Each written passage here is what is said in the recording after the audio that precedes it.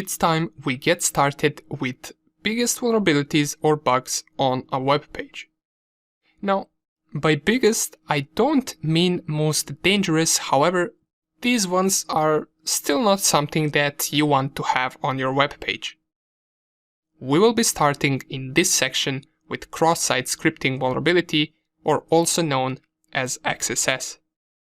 Now, you might have noticed that in the upper right corner we have this JavaScript icon. This can give us a hint as to what this vulnerability is. So let's explain it. First of all, XSS is very similar to HTML injection. Those two are executed almost the same way, and since we already covered the HTML injection, this will be a lot easier for you to understand and perform. XSS is based on injecting JavaScript code in the web page. As with the HTML injection, we're looking for a vulnerable user input field that reflects our output somewhere on the page. Once we find it, we try to inject simple JavaScript code to see how the page would react and whether it would execute it. One thing to keep in mind is that XSS is not a vulnerability that targets server. It is a vulnerability that targets clients that use that server. If we are able to inject our malicious JavaScript code in the web page, then that JavaScript code will also run once a different client visits that web page. Now, whether the client visits the web page directly or through a link makes a difference depending on what type of XSS vulnerability it is. And we will discuss different types in just a second, right after we discuss the process of why our JavaScript code executes on a vulnerable web page. So imagine we have this code as an example. It's the same code that we showed inside of our HTML injection, just this time instead of injecting HTML, we want to try to inject JavaScript. And the most simple thing we can run with JavaScript would be the alert function.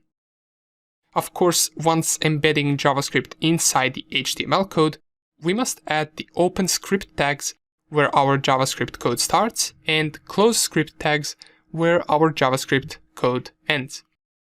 This is how the browser will know that it's JavaScript, so it doesn't try to render it as an HTML code. This code being a simple code that asks for someone's name and then reflects it on the page would look something like this once we inject our alert function. And if the website doesn't filter the input, it will process this as JavaScript code and we will get a small pop-up window which is tied to this alert function. That's when we would know that there is an XSS vulnerability. Of course, web page can also have filters that are not properly set.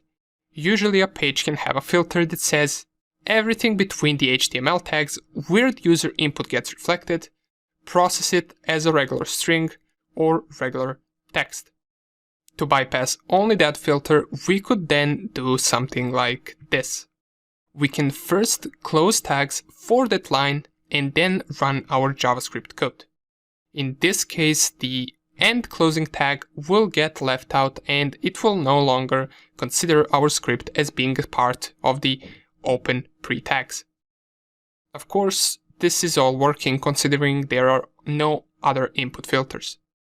Now, let's talk about two main types of XSS and how they differ.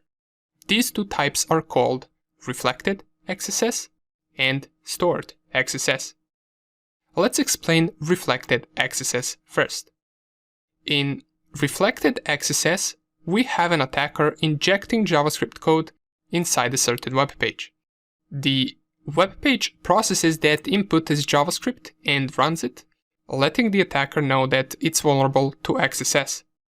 Then the attacker sends the link to that web page with the JavaScript code set as an input to the vulnerable parameter. Once the target opens the link, it will also run the JavaScript code on the vulnerable website.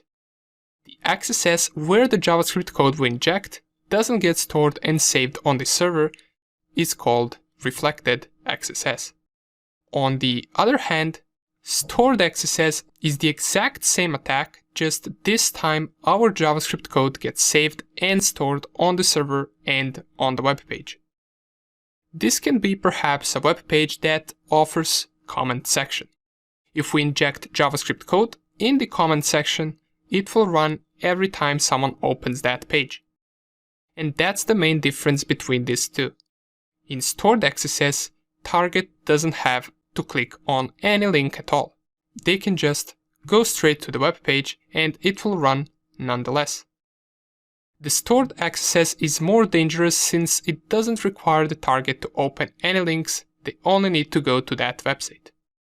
Now, besides these two, there is also something called DOM XSS, or DOM-based XSS, and it's an XSS attack where the attack payload is executed as a result of modifying the DOM environment in the victim's browser used by the original client-side script so that the client-side code runs in an unexpected manner.